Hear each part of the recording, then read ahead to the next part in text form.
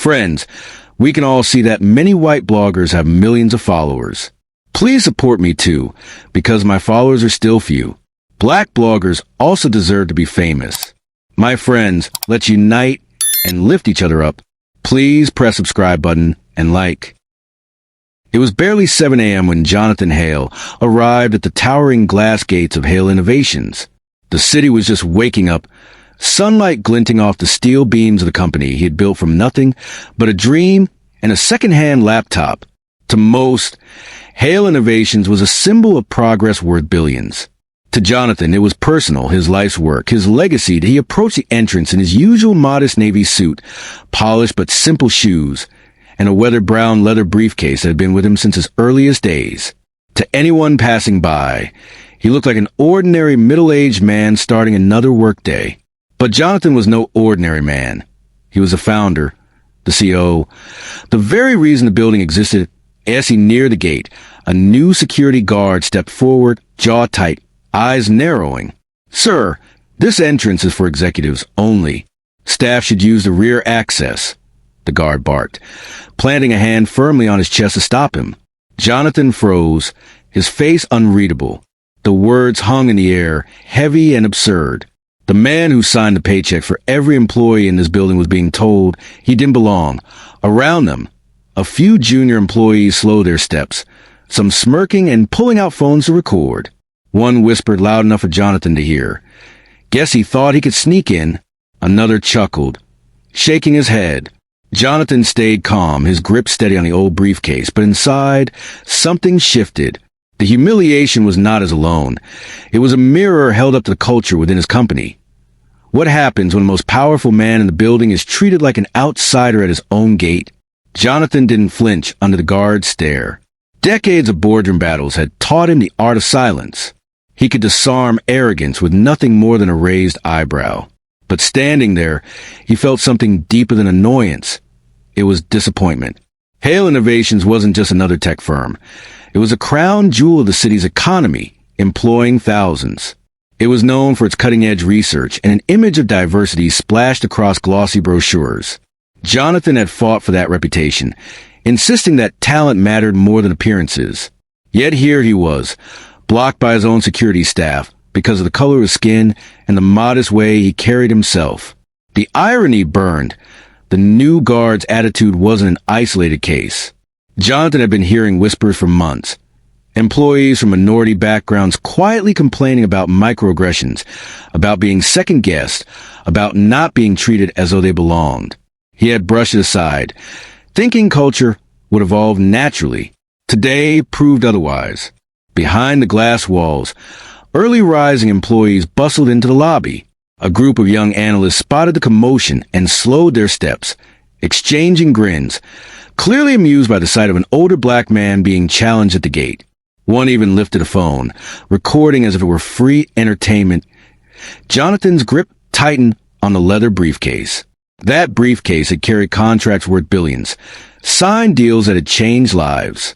But to these guards and onlookers, it was just another bag carried by a man who didn't belong. The security manager finally emerged, a tall, heavy-set man with an earpiece and an impatient scowl. "What's going on here?" he demanded. The guard quickly explained, suspicious individual trying to enter the executive wing. The manager's eyes swept over Jonathan, unimpressed. "Empty your bag. Company policy. No exceptions." The request wasn't routine. Jonathan knew it was humiliation disguised as procedure. He could have revealed himself then, flashed his ID, pulled rank, but instead he stayed silent. He wanted to see how far this would go, how deep the arrogance ran. Inside, questions churned. How many others had endured this treatment, powerless to resist? How many voices had been dismissed simply because they lacked the authority he held?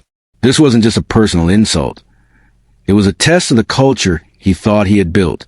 And Jonathan Hale, more than anyone, knew what happened when a company failed its own values. What none of them realized was that the man they were belittling had the power to rewrite the rules in an instant. The tension outside Hale Innovations was no longer just an inconvenience. It was a spectacle.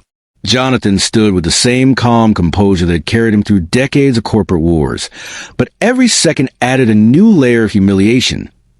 The guard blocking him doubled down, puffing his chest as if confronting a trespasser. "Step back. This entrance is for executives only." The irony cut like glass. The very man who had signed the deeds and negotiated the investors was being told he didn't belong. Jonathan reached into his jacket and calmly pulled out a platinum-edged badge, his name etched in steel letters, Jonathan Hale, Chief Executive Officer. But instead of acknowledgement, the guard snorted. Fake IDs are everywhere. Anyone could print this. Laughter trickled from nearby employees. Phones came up. Cameras caught the moment, and whispers turned to cruel entertainment. Jonathan's silence wasn't weakness. It was strategy. He let the absurdity unravel, knowing arrogance reveals itself best in its own echo. Then came the briefcase. The head of security arrived, clipboard in hand, his expression sharp with suspicion. "Open the case," he ordered. That case had carried merger agreements that shaped industries, contracts worth billions. Now it was treated like stolen property. Rough hands pried it open, paper stamped with Hale Innovations' crest spilling into view. Instead of apologies, the manager smirked, voice dripping with derision. "Anyone can print a logo. Where do you steal this from?" Gasps swept through the crowd, unease replacing some of the laughter. But the humiliation only deepened. Jonathan Hale, a billionaire CEO, now stood accused of theft in his own lobby. He could have ended it instantly, could have spoken his name, demanded recognition, but he didn't. He wanted to see just how far their arrogance would reach. Whispers spread faster than truth. A young analyst, eyes wide with recognition, whispered to her colleague, "That's him. That's Mr. Hale." But the guard dismissed her, the manager snapping, "Don't interfere." Rumors grew louder, claiming a con man was impersonating the CEO to infiltrate classified areas. The narrative twisted in real time, suspicion replacing fact. Jonathan finally spoke, his voice steady low, carrying weight beyond volume. "You're making a mistake. Every second you persist, you're not just embarrassing me. You're embarrassing this company." The warning was clear, yet arrogance is deaf. They pressed harder, ignoring the quiet authority in his tone, feeding off the illusion of control. By the time they forced him through the lobby, the scene resembled a perp walk. 2 guards flanked him as though escorting a criminal, not the man who employed every soul in that building. Phones captured every step, marble floors echoing with the sound of shame. In the lounge, he was ordered to sit and wait for verification. Upstairs, board members texted frantically, wondering where their CEO was. Unaware, he sat downstairs, treated like an intruder. And still, Jonathan revealed nothing, because this moment was no longer about a single insult. It was evidence, a mirror showing what his company had become.